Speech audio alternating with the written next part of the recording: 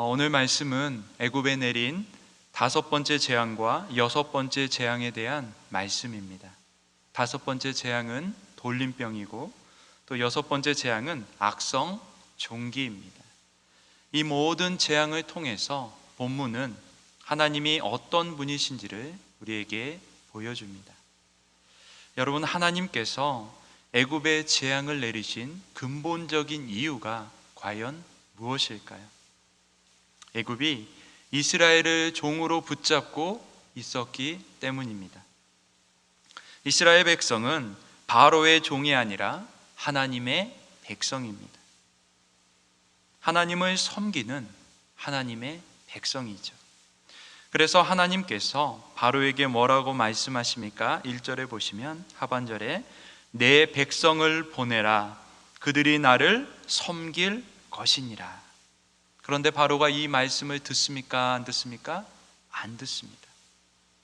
그래서 애굽에 재앙이 내린 것입니다. 재앙을 통해서 하나님께서 이스라엘의 하나님일 뿐만 아니라 온 세상을 다스리시는 하나님이심을 친히 보여주신 것입니다. 이것이 바로와 애굽 사람들만을 위한 것은 아닙니다. 바로 이스라엘 백성들을 위한 것이죠. 이스라엘 백성들은 하나님이 어떤 분이신지를 바로 알지 못했습니다. 심지어 모세조차도 처음엔 하나님이 어떤 분이신지 알지 못했습니다. 이러한 그들에게 하나님이 어떤 분이신지를 똑똑하게 보여준 사건이 바로 애굽에 내린 10가지 재앙인 것입니다. 이것을 통해서 이스라엘 백성이 하나님의 소유된 백성이며 또한 하나님을 섬겨야 함을 보여주신 것입니다. 애굽에 임한 5번째 재앙은 돌림병입니다. 우리말 돌림병으로 번역된 이 재앙은 가축에게 내려진 역병, 곧 전염병입니다. 당시 애굽 사람들은 소를 비롯한 동물의 형상을 한 많은 신들을 섬겼습니다. 그 중에 대표적인 신이 소의 형상을 하고 있는 아피스 신입니다. 훗날 이스라엘 백성들이 광야에서 금송아지를 만들어서 섬기는 일이 있었습니다. 어디서 배워서 이것을 만들었을까요? 바로 이 애굽에서 배웠던 것입니다. 그런데 이러한 애굽의 자랑이요, 풍요의 상징인 소를 비롯한 가축들이 전염병에 걸려서 다 죽음을 맞이하게 됩니다. 그동안에 임했던 재앙들은 그들을 괴롭혔지만 재정적인 피해를 입히지는 않았습니다. 그래서인지 바로는 재앙이 내려지면 겁을 먹다가도 재앙이 잠잠해지면 다시 완악해지곤 했습니다. 그런데 이 5번째 재앙은 좀 달랐습니다. 애굽에 엄청난 재정적인 피해를 가져왔습니다. 단순히 재산상의 피해만 입힌 것이 아니죠. 그들이 그토록 신성시하며 섬겼던 동물의 모양을 한 신들이 모두가 다 헛된 것임을 그들이 철저히 깨닫게 하셨습니다. 그러나 이러한 재앙이 임할 때에도 하나님의 은혜가 있었습니다. 재앙을 피할 수 있는 시간을 미리 알려주신 것이죠. 본문 5절을 보시면 여호와께서 기한을 정하여 이르시되 여호와가 내일 이 땅에서 이 일을 행하리라 하시더니, 하나님은 진노 중에라도 은혜를 베푸시는 분이시죠. 애굽 사람이라고 해서 무작정 심판하지 않으십니다. 그들에게도 피할 길을 주십니다. 내일이라고 하는 시간적인 여유를 허락해 주신 것이죠. 하나님의 말씀을 듣고 따를 수 있는 은혜를 허락해 주신 것입니다. 그러나 바로와 애굽 사람들은 그 은혜조차도 스스로 저버립니다. 이렇게 애굽에 임한 은혜가 조건부적인 은혜라고 하면 이스라엘에 임한 은혜는 일방적인 은혜입니다. 4절을 보면 하나님께서 이스라엘의 가축과 애굽의 가축을 구별하십니다. 그리고는 이스라엘 자손에게 속한 것은 하나도 죽지 않게 하시죠. 사실 재앙을 피하기 위해서 이스라엘 백성들이 한 일은 아무것도 없습니다. 그냥 하나님께서 그들에게 은혜를 베풀어 주신 것입니다. 무조건적인 은혜, 일방적인 은혜를 그들에게 베푸신 것입니다. 왜 그랬을까요? 그들이 내 백성, 곧 하나님의 백성이었기 때문입니다. 그들이 하나님의 소유, 하나님께 속한 백성이었기 때문에 하나님께서 베풀어 주시는 은혜를 누릴 수 있었던 것입니다. 여러분, 우리가 하나님께 속해 있으면 하나님의 은혜를 누립니다. 나의 행위와 관계없이, 나의 노력과 상관없이 하나님께서 무조건적으로 또한 일방적으로 부어주시는 놀라운 은혜가 있습니다. 그렇기에 우리는 더 좋은 환경이나 조건이 아닌 하나님과의 관계 속으로 들어가야 하는 것입니다. 하나님의 소유가 되어야 합니다. 하나님 안에 있어야 됩니다. 그럴 때 비로소 우리는 참된 자유와 행복, 더 나아가서 하나님께서 부어주시는 놀라운 은혜를 받아 누릴 수 있는 것입니다. 이것이 하나님께서 만드신 창조의 원리입니다. 재앙이 있은 후에 바로는 사람을 보내어서 이스라엘의 상황을 확인을 합니다. 그랬더니 하나님의 말씀대로 이스라엘 자손의 가축은 단 한 마리도 죽지 않습니다. 이쯤 되면 바로가 두 손을 들고 하나님께 항복해야 하는 것 아닙니까? 하나님께 은혜를 입은 이스라엘 백성들을 봤으면 그 은혜 안으로 좀 들어가야 하지 않을까요? 그러나 바로는 은혜를 목격하고서도 오히려 마음이 더 완악해집니다. 여러분, 조심하시기를 바랍니다. 은혜를 받아야 할 때에 그 은혜를 거절하면 그 사람의 마음은 이전보다도 더 완악해집니다. 다른 사람이 은혜 받으면 샘내는 분들이 계세요. 은혜 받는 자리에 나아가지 못한 본인을 탓하지는 않고 그 사람에게만 은혜를 주신다라고 샘내는 못된 마음이 우리 안에 있다라는 것입니다. 바로가 그랬던 것이죠. 바로가 왜 더 완악해졌을까? 가만 생각해 보면 마귀에게 자기의 마음을 빼앗겨 버렸기 때문입니다. 은혜 받아야 할 때 꼭 은혜를 받으실 수 있기를 바랍니다. 계속해서 여섯 번째 재앙이 애굽에 임하게 되어집니다. 독종으로 알려진 악성 종기입니다. 내 백성을 보내라. 그들이 나를 섬길 것이니라.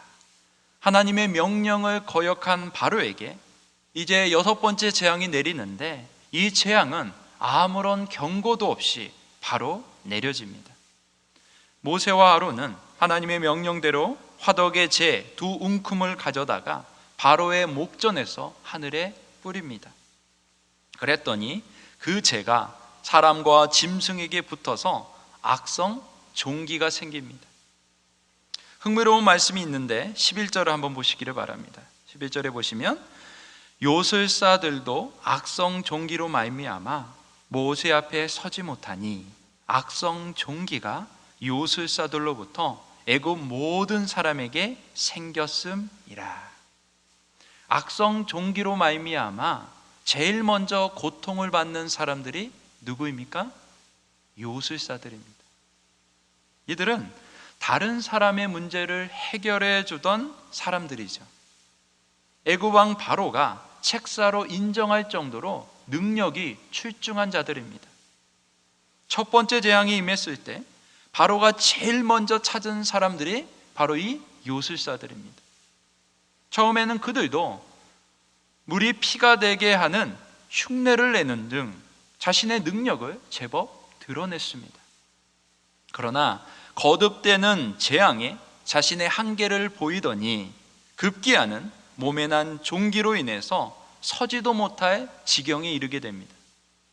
결국 그들은 자기 몸에 생긴 문제 하나도, 그 피부병 하나도 해결할 능력이 없었던 연약한 자들이었던 것입니다. 여러분, 이것이 우리의 인생의 나약함입니다. 만물의 영장이라며 뭔가 대단한 일을 할 수 있고 또 한 것처럼 말하지만 몸에 난 작은 종기 하나도 제대로 해결할 수 없는 존재, 그것이 바로 우리의 인간이라는 것이죠. 작은 파도가 밀려오면, 사람들끼리 힘을 모으면 어느 정도 해결할 수가 있습니다. 그러나 거대한 쓰나미가 밀려오면 속수무책으로 당하는 게 바로 인간인 것입니다. 그래서 시편 기자는 이렇게 말했습니다. 시편 146편 3절에 귀인들을 의지하지 말며 도울 힘이 없는 인생도 의지하지 말라. 인생에 악성 종기와 같은 재앙이 임할 때에 피할 길은 오직 주님뿐입니다. 주님께로 나아가면 살 수가 있습니다. 왜냐하면 오직 주님만이 길이요 진리요 생명이기 때문입니다. 바라기는 이 자리에 계신 우리 모든 성도님들이 오직 주님만을 의지하시기를 주님의 이름으로 축복을 합니다. 마지막으로 12절을 한번 보시기를 바랍니다. 그러나 여호와께서 바로의 마음을 완악하게 하셨으므로 그들의 말을 듣지 아니하였으니 여호와께서 모세에게 말씀하신과 같더라. 언뜻 이 말씀을 보면 마치 하나님께서 바로의 마음을 완악하게 하신 것처럼 보여집니다. 그러나 이 말씀은 하나님께서 바로의 착한 마음을 완악하게 한 것이 아니라 이 바로의 악한 마음을 유기, 곧 그대로 내버려 두셨다라는 말입니다. 여러분, 몸에 난 악성 종기보다 훨씬 더 심각한 재앙이 있습니다. 그것은 바로 하나님을 거부하고 거스르려고 하는 악한 마음, 곧 완악함입니다. 이 완악함은 언제나 또 다른 완악함을 부릅니다. 마치 죄가 또 다른 죄를 낳는 것과 같은 이치이죠. 악한 사람이 더 악해지는 법입니다. 이런 완악함의 결과가 무엇입니까? 재앙입니다. 하나님은 이런 자들에게 심판을 통하여 하나님의 하나님 되심을 보여주십니다. 말씀을 정리하겠습니다. 하나님께서 바로에게 말씀하십니다. 내 백성을 보내라. 그들이 나를 섬길 것이니라. 그러나 완악한 바로는 이 하나님의 말씀을 듣지 않습니다. 완악함으로 초지일관합니다. 그러나 하나님 역시 초지일관 하나님의 백성을 포기하지 않으십니다. 무조건적인 사랑으로, 일방적인 은혜로 그들을 지키십니다. 완악함을 심판하십니다. 이것이 오늘 본문이 우리에게 보여주는 하나님의 모습입니다. 자기 백성을 사랑하시며 또 은혜를 베푸시며 완악함은 철저하게 심판하시는 하나님. 여러분, 우리는 하나님의 백성입니다. 믿으십니까? 그렇다면 하나님의 백성답게 살아야 합니다. 우리는 세상에 속한 자들이 아니라 하나님께 속한 자들입니다. 그렇기에 애국과 같은 세상 가운데 살아가지만 하나님께 속한 자, 하나님의 백성으로 살아가야 합니다. 마치 다니엘이 바벨론 한복판에서 살았지만 하나님을 경외하는 하나님의 백성으로 살았던 것과 같은 이치이죠. 세상을 의지하는 것이 아니라 오직 하나님만을 의지해야 합니다. 세상을 섬기는 것이 아니라 오직 하나님만을 섬겨야 합니다. 오직 하나님만을 예배해야 합니다. 이것이 하나님의 백성의 정체성이요, 하나님 백성의 삶입니다. 또한 이것이 우리가 구원받은 이유요, 우리가 살아가는 이유입니다. 오늘 하루도 하나님의 백성으로 오직 하나님만을 섬기시는 저와 여러분 되시기를 주님의 이름으로 축복합니다.